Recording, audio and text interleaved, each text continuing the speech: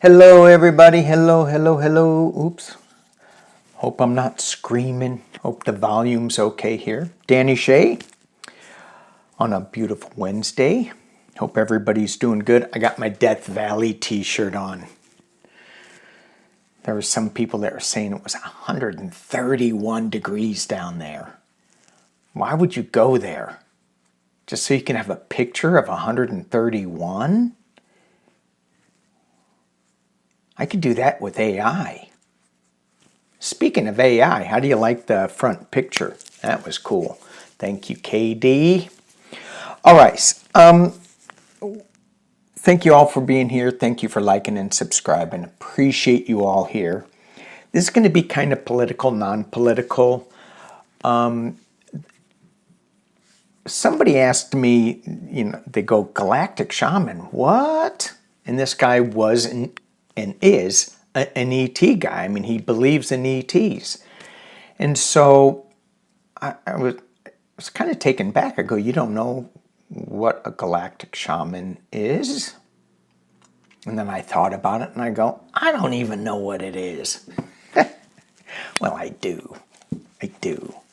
So a shaman has 1 foot on the earth and 1 foot in the unseen realm. So the galactic shaman, well, she has 1 foot on the earth, 1 foot in the galactic realm, another foot in the unseen realm, and another foot to kick me in the butt to get me going. Yeah, a lot of feet, a lot of feet. So this is not so much political, but it is not political. It could be. And if I keep this Galactic Shaman Wednesdays going, which I hope I do, we'll see how it flows. But we'll talk a little bit about politics and where we are and how it appears to the Galactic Shaman. The decks I'm using are going to be Shaman Galactic decks, not so much tarot decks.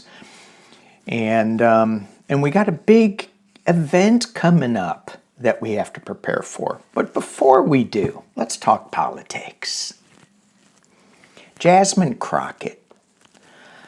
If y'all hadn't seen her on, I think it was PBS, wow. People are talking about, oh, Joe should go, Joe should stay. I mean, it's a valid debate, right? Jasmine, and I always go, why aren't people answering this question right with, should Joe go? And the way she answered it was perfect. I'm going, that's the way to answer this question. It's like when he's ready to go, he'll say, I'm ready to go, I'm going to drop out. Until then, look at what he's done. Look at what Trump has done. Look at what Biden has done. And she compared the two, and she's going off on all his accomplishments. So in this household, we're still battling back and forth. Ay. However, on Hillbilly Brother Front News, wow, he didn't know what Project 2025 was. I sent him a video of the PBS NewsHour last night that really kind of broke it down. Also, Joyce Vance had mentioned that John Oliver talked about it. So I sent him that because he likes John Oliver. He'll look at it and hopefully realize that, what the heck? Anyway, the question that I wanted to, and this is leading into the question for the Galactic Shaman, is, how are we doing? How are we doing on this earthly plane with the divide and stuff? I keep thinking, I go, are we really going to split up and have two United States? We're going to have one that is going backwards in time and one that's going forwards. One that's going to be all based on fear and one based on love. I mean, many different planets and galactic beings had similar things. The Lyrans, I mean, many of us have our star seeds from the Lyrans. And so when you look at them, they were all about exploration and external things, where there was a star in their solar system, Vega, and the Vegans were all internal, Vegan mysticism, which is, hello, psychics, and it was all about meditation, more inward thing. So the Lyrans, I go, yeah, they were all about the new iPhone, and the Vegans were going, you know, let's just connect telepathically and we won't need iPhones. That kind of stuff. So, but there were some battles, like with Atlantis and Lemuria. I mean, they were battling things out. But things, did they get better? I mean, I don't know. You know, I don't see, are they together? Danny goes, I don't know. I need to talk to the Galactic Shaman. See what he has to say about that. What are we doing? How are we doing this? The other thing I want to talk about is we're getting ready to do the Lionsgate portal. Big one. That's going to be August 8th, 2024. 888. You can Google the angel numbers. You can look at that. You can get ready for that. Nancy Jean and I, we're going to be doing a video in August, hopefully before August 8th, that will be talking about ley lines and the Lionsgate portal. So, and many of us are going to be talking about it, but now's the time to start preparing for that. So, what I think is going to be really important to do is to prep for this, because from what I understand right now, and I just started looking into it again, the Lionsgate portal is all about abundance. It's about success. And what does that look like individually? So my success is totally different than your success. My abundance is totally different than your abundance. I've got a friend of mine who is always thinking that he doesn't have enough. I went into his garage. He's got enough, let me tell you. Like, what? So what is that? And then with this Lionsgate portal, you know, where I want to focus some of my energies on is what's holding me back from the success, the abundance, my path where I want to go. So before we get to Lionsgate, and it can be on one site I said it starts on January 26th and ends on the 11th. And I go, well, that's not even balanced. It's like you got, 3 days after the 8th, but you got like 2 weeks before. I don't know. So I think at least the energy is going to be flowing a week before, a week after. That's kind of, I think we're good there. But the date 8/8 is going to be powerful. The other thing is A lot of times for me, I'll go, oh, it's Lionsgate. I got to go do my ritual. Oh, full moon. I'm going to go do a ritual. But I don't do any prep work for it. So this is a video of saying prep work. Let's do some prep work. What do we want? Maybe there's some cords that we need to cut from the past, things that no longer serve us, some doubts, some past lives that they were useful at the time, but they're not useful anymore. One of the things that I got in Shasta was that some of my roots that I have, I don't need those anymore. I'm like too attached to certain things that no longer are serving me anymore.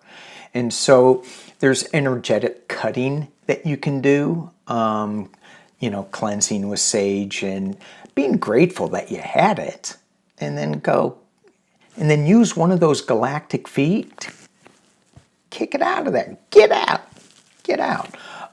So some of the things that I'm looking at, gratitude, forgiveness, cutting cords of the past. How can I be better at a certain thing? How can I be better at winning the lottery? Right? Abundance. Sorry, that was an earthly squirrel moment. And even the squirrel didn't like it. Okay. Being more intuitive, being more connective. How can we do that? Just by saying that. Just by saying, I'm going to be more intuitive in this Lionsgate portal. And then off we go. How about recognizing when we are aligned and when we're not aligned? Oh, that'd be pretty good. That'd be pretty good. So I was thinking today, here's a galactic squirrel moment. So I was thinking today, every morning I go out into our backyard, and we have a lot of oak trees, and I've set up a 4-directional medicine wheel, I guess you could call it. And,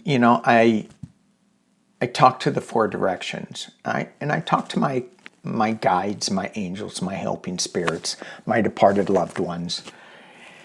And yet people would say, you crazy, dude, especially 4 or 5 generations ago. Yeah, you crazy. But today, it's okay. And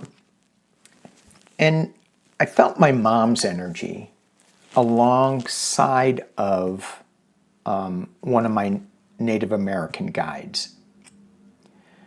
And I asked my mom, I go, do you know who you're next to right now? She goes, you. And I go, no.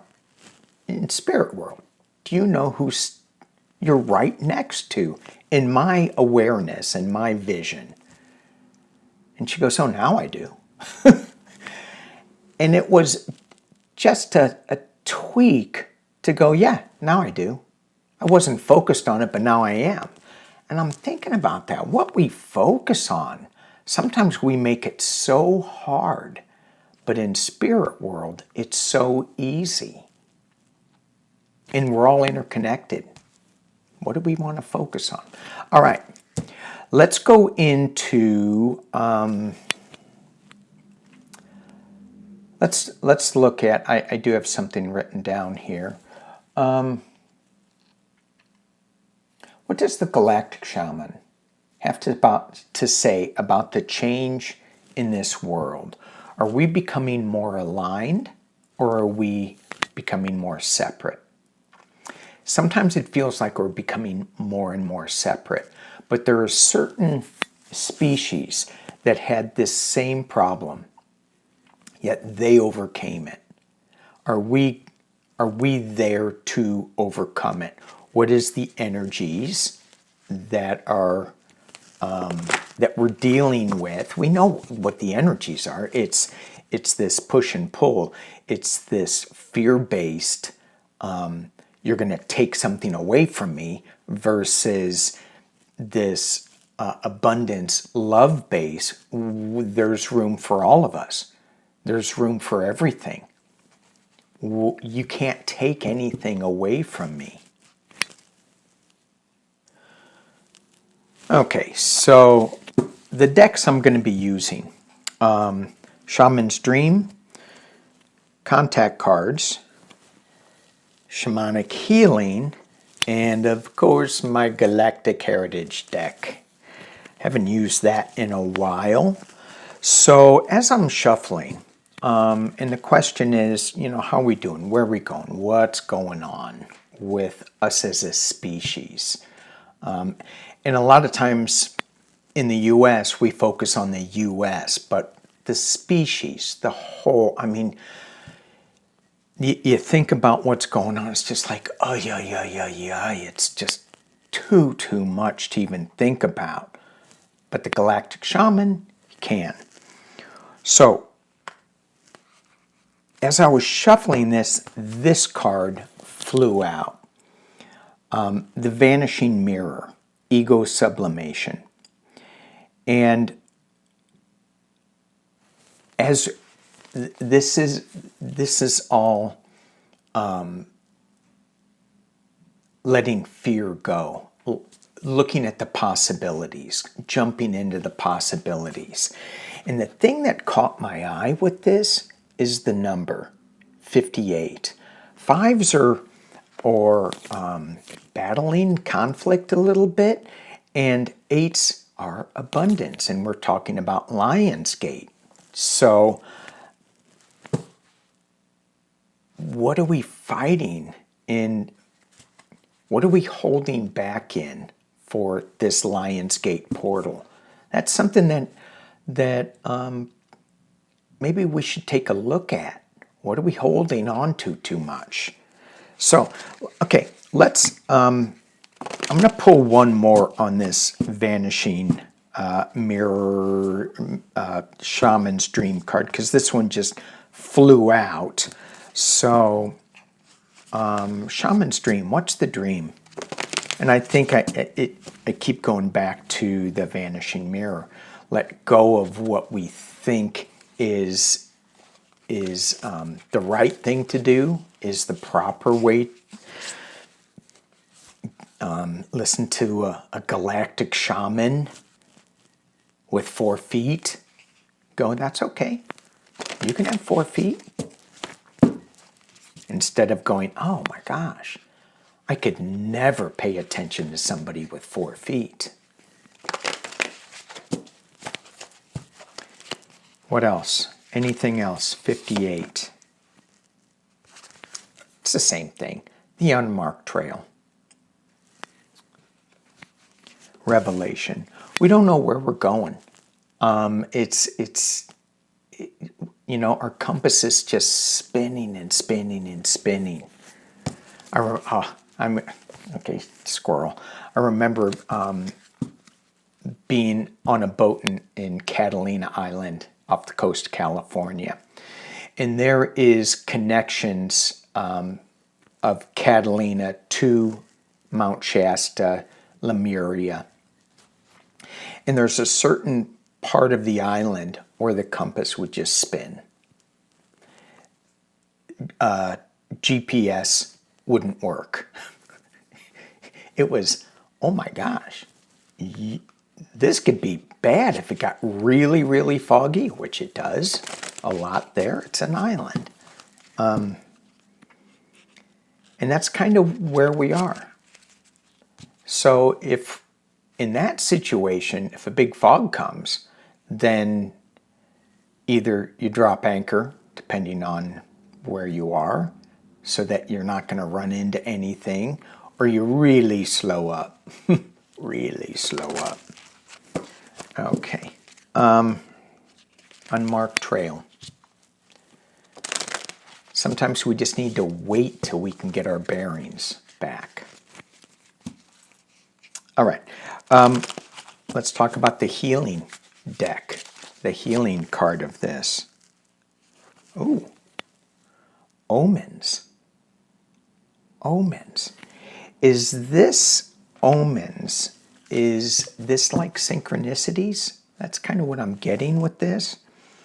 So as we are lost on this unmarked trail, as we let go of our egos and what we think we need, what we think is really important to us, pay attention to the omens that are telling us that we are on the right path or not on the right path. Let's take a look at some contact cards. This is my ET contact deck. They only are red, right side up. Let's see if they can give us some different information. I hear 3. All right, 3. Okie dokie. Oops, sorry. 3 cards. Mars. Space station. Come on. And lightning strike. So, I wanted to look up the book on Mars. A lot of times they say Mars is the god of war. I think I have that right. But Mars used to be a planet that had rivers, free-flowing rivers. There are some saying that there was a colony on Mars. There is a very big extreme with Mars, and there's a lot of polarity with Mars. I just want to read one thing from the book here. The card of Mars is a double-edged sword. With virtue and gallant intention, we can wield it to cut through the conflict and confusion with shining clarity. With fear or self-righteousness, we succeed in only bloodying ourselves on the point of impotent rage. Wow. So we're talking about fear and love, lack and abundance. And that's what this card is suggesting. The next card, the space station, is all about source. It's all about creative energy. What do we want to create? And then the last card is the lightning strike, and that's all about power. The power in what we imagine we want to create is huge. And we got that 8-8 portal coming up. This is a huge reading. All right. Last one, the Galactic Heritage. What do y'all want to say? Mr. Galactic Heritage deck, what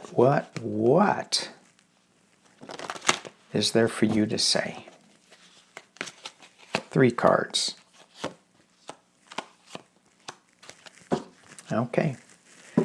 I'm getting a really strong pull, and I got this even before this reading, that we are going to be made more aware of the ETs and the galactic beings as we go into this next 6 months or something. I'm really feeling a strong awareness that they're going to be showing up in a big way. But what does the Galactic Heritage want to talk about? Holographic healing, the Pleiades. This card is, sometimes we think we need to fix something versus just allowing it and re-healing it or healing it with our energy. And so holographic healing is putting layers on top of layers of healing in my mind that will allow the healing to be deeper. It's just not a Band-Aid. It's just not a shot or a pill, but it's layers upon layers upon gratitude, forgiveness, healing that help us be strong in who we are and not just go, yeah, I'm going to do this for 30 seconds and then stop it. And wow, it didn't fix anything. You know what I'm saying? Next one, linear thinking. Oh my gosh. This is the card that I got when I was asking my mom, do you know who's next to you? One of my shamanic guides. Very powerful. Do you know who he's there? She goes, oh. And then the shaman was saying to me, you know, you, Danny, are thinking linearly and we don't at all. Or maybe it was my mom. She's pretty powerful too. All right. The next card, and this is what prompted me to get the visitation guide. It's assistance without interference. So sometimes we feel like we need to go in there and fix something. It goes back to the holographic healing. If we can just let it be without sticking it with a needle, without giving it a pill, without taking it out. Well, because once we take it out, as Dolores Cannon says, you can't fix it. It's gone, right? So assistance without interference. And I think that plays on so many different levels too. It's just not one thing that it plays on. All right. I think we're in for, I think what I'm getting from these cards, the question was, how are we doing as a species? Are we coming together or are we not coming together? It's clear that we're in this polarity that we have to figure out. But I do see healing. I do see us coming together with source energy of love and abundance. But if we think in a straight line, and if we don't bring in the assistance, then we're not going to get there. So it's our choice. We get to make this happen or not make this happen. So let's take a look, because it was on my table. Let's take a look at Beyond Lemuria. So as the Galactic Shaman stands on Mount Shasta, bringing in the energy, the vortex energy. One card, he goes, oh, you need a lot more, but I'll give you one. And it's not you need, but there's so much more than just one card. The Violet Flame. And for those who don't know what the Violet Flame is, this card refers to your psychic toolkit. What we started out with in the very beginning of the video when we go into Lionsgate. Cleansing yourself, cleansing your aura,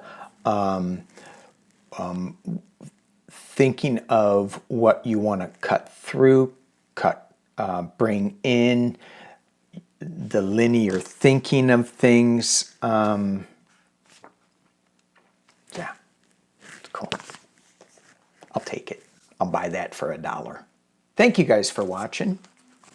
Thank you for being here on this Galactic Shaman Wednesday. Peace and love.